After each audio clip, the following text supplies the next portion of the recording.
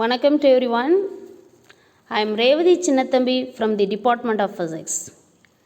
In this session, I am going to discuss about the nature and the properties of the ferromagnetic materials.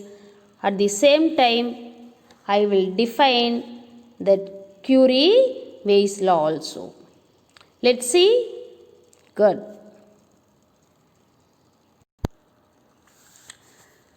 Ferromagnetic materials.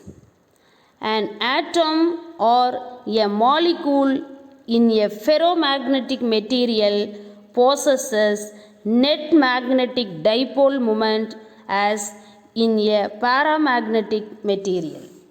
An atom or a molecule அப்படின்னா என்னது? ஒரு அணு அல்லது ஒரு மூலக்கூறு in a ferromagnetic material, ferro காந்த பொருளில் இருக்கிற ஒரு அணு அல்லது மூலக்கூறு. போசஸஸ் அப்படின்னா பெற்றிருக்கும் எதை? நெட் மேக்னெட்டிக் டைபோல் மூமெண்ட், ஒரு நிகர அல்லது தொகுபயன் காந்த இருமுனை திறனை பெற்றிருக்கும். ஆஸ் இன் எ பாராமேக்னெட்டிக் மெட்டீரியல் அப்படின்னு என்ன அர்த்தம்? பாரா காந்த பொருட்களில் எப்படி ஒரு தொகுபயன் அல்லது நிகர காந்த இருமுனை திருப்புத்திறன் இருக்கோ அதே மாதிரி தான் இந்த ஃபெரோ காந்த பொருட்களுக்கும் காந்த இருமுனை திருப்புத்திறன் இருக்கும். An atom or a molecule in a ferromagnetic material possesses net magnetic dipole moment as in a paramagnetic material. பாரா காந்த பொருட்கள் மாதிரியே ஃபெரோ காந்த பொருட்கள்லையும் யார் இருக்கிறா? ஒரு அணு அல்லது ஒரு மூலக்கூறு நிகர காந்த இருமுனை திருப்புத்திறனை பெற்றிருக்கும். A ferromagnetic material is made up of smaller regions called ferromagnetic domains. Very important. A ferromagnetic material is made up of smaller regions. Ferromagnetic materials அப்படின்னா ஃபெரோ காந்த பொருட்கள் இஸ் மேடப் ஆஃப் அப்படின்னா இதனால் உருவாக்கப்பட்டிருக்கும். எது அப்படின்னா ஸ்மாலர் ரீஜியன்ஸ் அப்படின்னா ஒரு சிறிய பகுதி. அதுக்கு பேர் என்ன அப்படின்னா ஃபெரோமேக்னெட்டிக் டொமைன் அப்படின்னு பேர். அதாவது பெருங்கூறுகள் அப்படின்னு பேர். டொமைன் அப்படின்னா சிறு பகுதி, பெரும்பகுதின்னு சொல்கிறோம் இல்லையா? அந்த ஃபெரோ காந்த பொருட்கள் அந்த மாதிரி பிரித்து வைக்கப்பட்டிருக்கும். A ferromagnetic material is made up of smaller regions called a ferromagnetic domain. அந்த ஃபெரோ காந்த பொருட்கள் ஃபெரோ காந்த பெருங்கூறுகள் எனப்படும் சிறிய பகுதிகளை பெற்றிருக்கும்.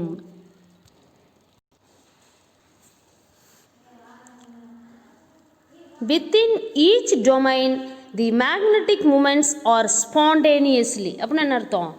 வித்தின் ஈச் டொமைன், ஒவ்வொரு அந்த பெருங்கூறுகள் கூடையும் the magnetic moments are spontaneously, அந்த காந்த இருமுனை திருப்புத்திறன் தன்னியல்பாக என்ன நடக்கும் அப்படின்னு சொல்லி. In each domain that ferromagnetic material spontaneously align in a direction, தன்னியல்பாகவே அந்த குறிப்பிட்ட திசையில் என்ன பண்ணியிருக்கோம்? திசை திரும்பி இருக்கும் அல்லது ஒருங்கமைஞ்சிருக்கும் அப்படின்னு சொல்லி சொல்கிறோம். This alignment is caused by strong interaction arising from electron spin which depends on the inter atomic distance. Yes, this alignment, இந்த ஒருங்கமைவு காஸ்ட் பை எதனால் உருவாகுது அப்படின்னா ஸ்ட்ராங் இன்டராக்ஷன் அரைசிங் ஃப்ரம், ஒரு வலிமையான இன்ட்ராக்ஷன் அப்படின்னா என்ன சொல்லுவீங்க? ஒரு வலிமையான இடைவினை அப்படின்னு சொல்லலாம். அரைசிங் உருவாகும் ஃப்ரம் எலக்ட்ரான் ஸ்பின், எலக்ட்ரானோட தற்சுழற்சி which depends on the inter atomic distance, அந்த பாரா காந்த பொருட்களில் உள்ள அணுக்களுக்கு இடையில் இருக்கிற இடைவெளியை சார்ந்து இது அமையும்னு சொல்கிறாங்க. This alignment is caused by strong interaction arising from electron spin which depends on the interatomic distance. அதாவது அணுக்களுக்கு இடையேயான இடைத்தொலைவை பொறுத்து எலக்ட்ரான்களோட தற்சுழற்சியினால் ஏற்படும் வலிமையான இடைவினையினால் தான் இந்த ஒருங்கமைவு ஏற்படுது அப்படின்னு சொல்லி கண்டுபிடிச்சிருக்கோம். Each domain has net magnetization in a direction. ஒவ்வொரு பெருங்கூறும் ஈச் டொமைன் அப்படின்னா என்னது, ஒவ்வொரு பெருங்கூறும் ஹேஸ்னா பெற்றிருக்கும், நெட் அப்படின்னா நிகர அல்லது மொத்த அல்லது தொகுபயன் மதிப்பு, மேக்னடைசேஷன் அப்படின்னா என்னது, என்ன மேக்னடைசேஷன் அப்படின்னா என்னது, காந்த வலிமை, இன் எ டைரக்ஷன் அந்த குறிப்பிட்ட திசையில் அப்படின்னு சொல்லி சொல்கிறாங்க. Each domain has net magnetisation in a direction. ஒவ்வொரு பெருங்கூறும் ஒரு குறிப்பிட்ட திசையில் காந்தமாக்கப்பட்டுள்ளன. However, the direction of magnetization varies from domain to domain and thus net magnetization of the specimen is zero. Very very important. However அப்படின்னு என்னது, எது எப்படி இருந்தாலும் தி direction of magnetisation காந்தமாக்கப்படுற திசை வேரிஸ் ஃப்ரம், வேரிஸ்னு என்னது மாறுபடுறது, ஃப்ரம்னா யார் இதிலிருந்து, டொமைன் டு டொமைன் ஒவ்வொரு பெருங்கூர்லேருந்து இன்னொரு பெருங்கூருக்கு அந்த காந்தமாக்குற திசைங்கிறது மாறுபடும். அண்ட் தஸ் இதனால் நெட் மேக்னடைசேஷன் நிகர காந்தமாக்கும் தன்மை ஆஃப் தி ஸ்பெசிமன் அந்த காந்த பொருளோட தன்மை சுழி. However, the direction of magnetization varies from domain to domain and thus net magnetization of the specimen is zero. எது எப்படி இருந்தாலும் ஒவ்வொரு பெருங்கூரோட காந்தமாக்கும் திசையும் ஒன்றிலிருந்து மற்றொன்று வேறுபட்டுள்ளன. எனவே பொருளோட நிகர காந்தமாக்கல் சுழி ஆயிடுது.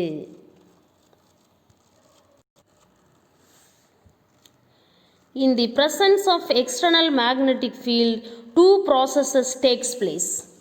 In the presence of external magnetic field, புறகாந்த புலம் இங்கே இருக்கிறதுனால அல்லது புறகாந்த புலத்தில் எடுத்து வைக்கிறதுனால two processes takes place, ரெண்டு நிகழ்வுகள் நடக்கும். In the presence of external magnetic field, two processes takes place. புறகாந்த புலத்தில் வைக்கிறதுனால, ஃபெரோகாந்த பொருட்களை புறகாந்த புலத்தில் வைக்கிறதுனால இரண்டு நிகழ்வுகள் நடக்கும். என்னென்ன அப்படின்னா, this is very very important, underline this. The domains having magnetic moments parallel to the field crown in size. The domains அப்படின்னா பெருங்கூறுகள், ஹேவிங்னா பெற்றிருக்கும், மேக்னெட்டிக் மூமெண்ட்ஸ் அப்படின்னா காந்த இருமுனை திருப்பு திறன்கள், பேரலல் அப்படின்னா இணையாக, எதுக்கு, to field grow in size அப்படின்னு என்ன அர்த்தம், அந்த காந்தப்புல பெருங்கூறுகள் அளவில் பெருசாக தெரியும். The domains having magnetic moments parallel to the field grow in size. புறகாந்த புலத்தோட திசைக்கு இணையாக காந்த திருப்பு திறன்களை பெற்றுள்ள பெருங்கூறுகள் அளவில் சைஸில் அளவில் பெருசாக இருக்கும். The other domains that is not parallel or anti parallel to the ஃபீல்டுன்னு சொல்லலாம், are rotated so that they are aligned with the field. The other domains அப்படின்னா யாரெல்லாம், காந்த புலத்துக்கு இணையாக இல்லாத பெருங்கூறுகள் எல்லாம் ஆர் ரொட்டேட்டட் சுழற்சி அடையும். ஸோ தட் அப்படின்னா அதனால், தே ஆர் அலைன்ட் அவைகள் எல்லாம் ஒருங்கமைக்கப்படும். எங்கே, வித் தி ஃபீல்டு புறகாந்த புலத்தோட திசையிலேயே ஒருங்கமைக்கப்படும். The other domains are rotated so that they are aligned with the field. புறகாந்த புலத்துக்கு இணையாக இல்லாத மற்ற பெருங்கூறுகள்லாம் சுழன்று புறகாந்த புலத்தோட திசையிலேயே ஒருங்கமைக்கப்படுகின்றன.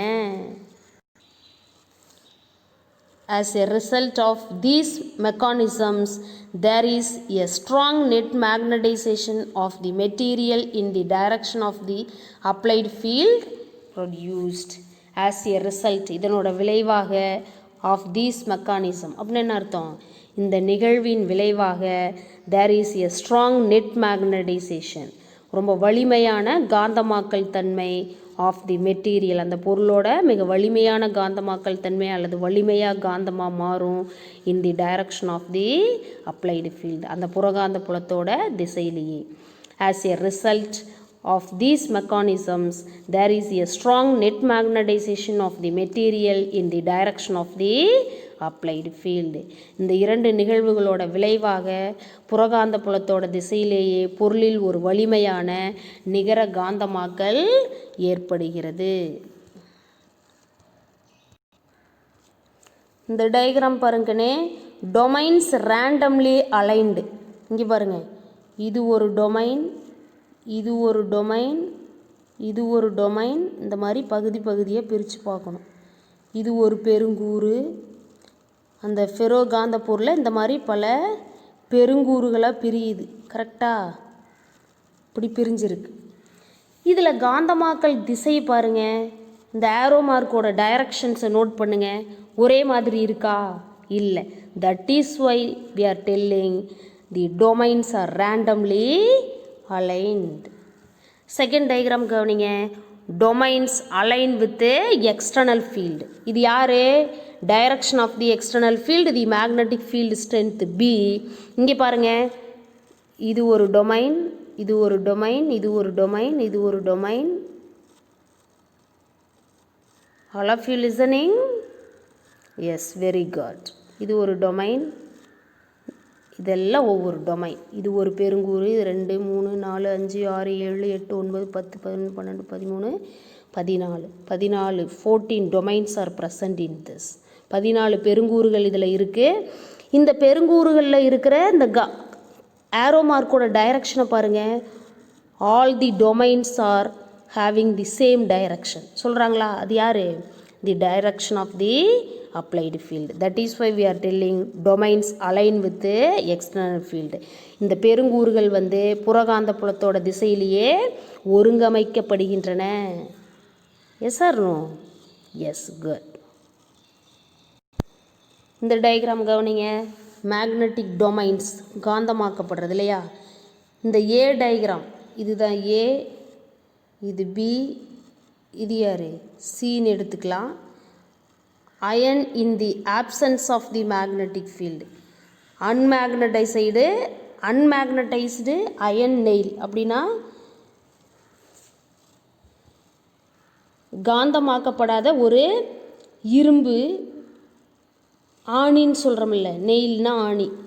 அது இங்கே பாருங்கள், பல டொமைன்ஸாக பிரிச்சுருக்கோம். அதில் பாருங்கள் டைரக்ஷன் ரேண்டமாக இருக்குது. இது மேக்னெட்டாக மாற்றிருக்கும். Iron in the presence of magnetic field. Domains are aligned in the direction of the field. கரெக்டாக? எ நான் மேக்னெட்டிக் மெட்டீரியல், ஒரு காந்தமாக்கப்படாத அயன் ராடு இப்படித்தான் இருக்கும். Non magnetic material, no domains. காந்தமாக்கப்படாத அந்த இரும்பு தண்டில் என்ன இருக்காது? அந்த இரும்பு ஆணியில் பெருங்கூறுகளே இருக்காது. All of you got my point? Yes, good. When placed in a non-uniform magnetic field, the ferromagnetic materials will have a strong tendency to move from weaker to stronger part of the field. ரொம்ப முக்கியமான விஷயம். when placed, எப்போ அங்கே வைக்கிறோமோ, எங்கே? in a non-uniform magnetic field, ஒரு சீரற்ற காந்தப்புலத்தில் எப்போ வைக்கிறோமோ அப்போது தி ferromagnetic materials, அந்த ஃபெரோ காந்த பொருட்கள் will have a strong tendency, ஒரு வலிமையான ஒரு பண்பு அதுக்கு இருக்குது. to move from, இங்கேருந்து இங்கே, எங்கே? weaker to stronger part, வலிமை குறைந்த பகுதியிலிருந்தே வலிமை அதிகமான பகுதிக்கு நகர்ற தன்மை இருக்குது. part of the.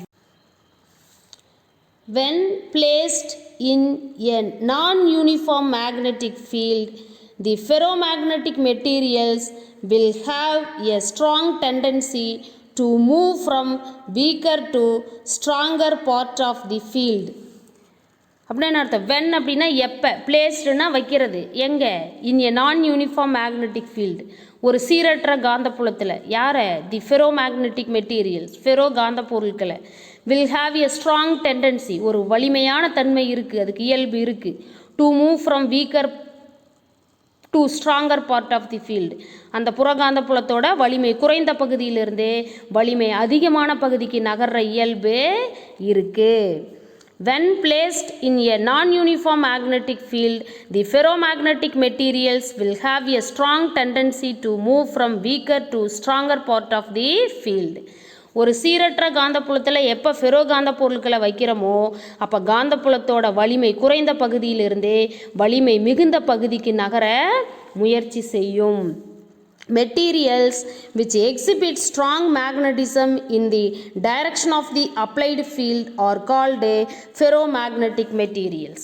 Materials which exhibit, பொருட்கள் which exhibitனா பெற்றிருக்கிறது, strong magnetism, வலிமையாக காந்தமாக மாறக்கூடிய தன்மை, in the direction of the applied field, புறகாந்த புலத்தோட திசையில், called ferromagnetic materials. அதுதான் ஃபெரோ காந்த பொருட்கள் அப்படின்னு அழைக்கப்படுது.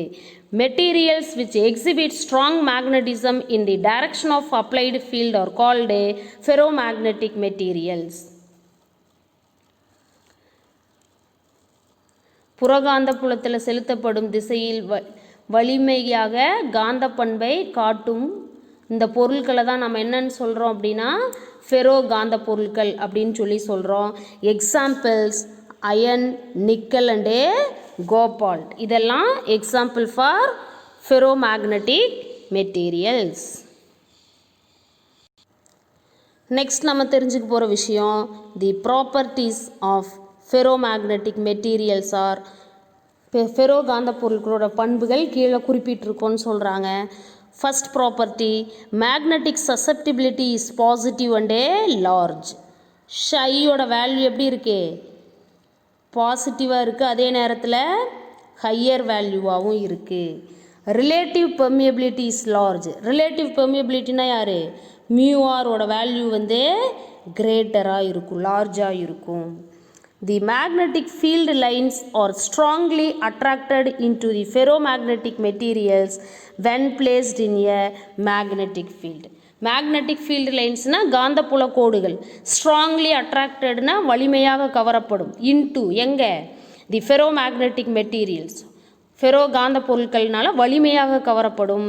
When placed in a magnetic field, புறகாந்த புலத்தில் வைக்கும்போது.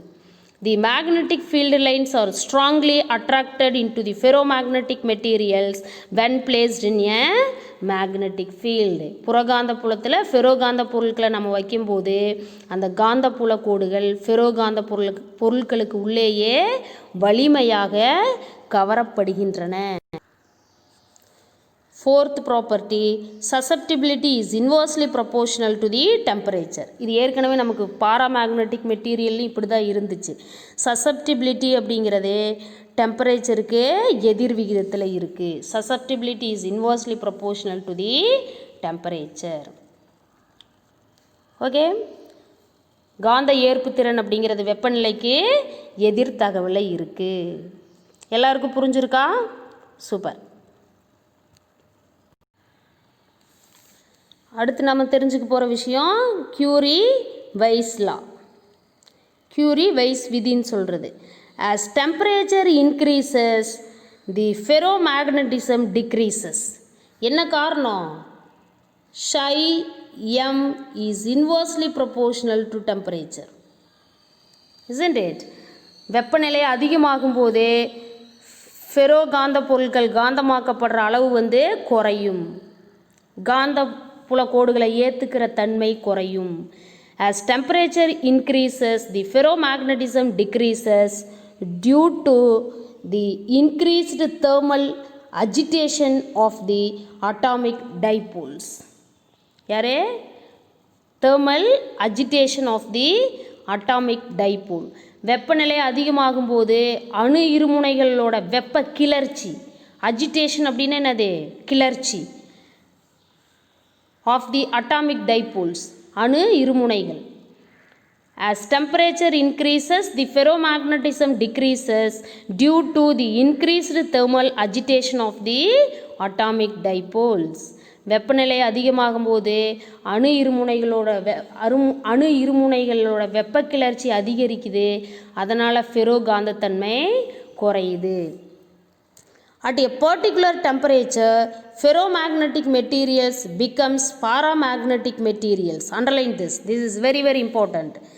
At a particular temperature, ferromagnetic materials becomes paramagnetic materials. ஒரு குறிப்பிட்ட வெப்பநிலையில் ஃபெரோ காந்த பொருள் ஒரு பாரா காந்த பொருளாக மாறும். This temperature is known as Curie temperature, TC சொல்லி ரெப்ரசன்ட் பண்ணுறோம். எந்த ஒரு குறிப்பிட்ட வெப்பநிலையில் வந்து ஃபெரோ காந்த பொருள் பாரா காந்த பொருளாக மாறுதோ அந்த குறிப்பிட்ட வெப்பநிலை தான் யார்? கியூரி வெப்பநிலை. The susceptibility of the material above the Curie temperature. Curie டெம்பரேச்சருக்கு மேலே போகும்போது அதிகமாகும்போது சசப்டிபிலிட்டி என்ன ஆகும் அப்படிங்கிறது தான் இப்போ இதிலேருந்து நம்ம தெரிஞ்சுக்க போகிறோம்.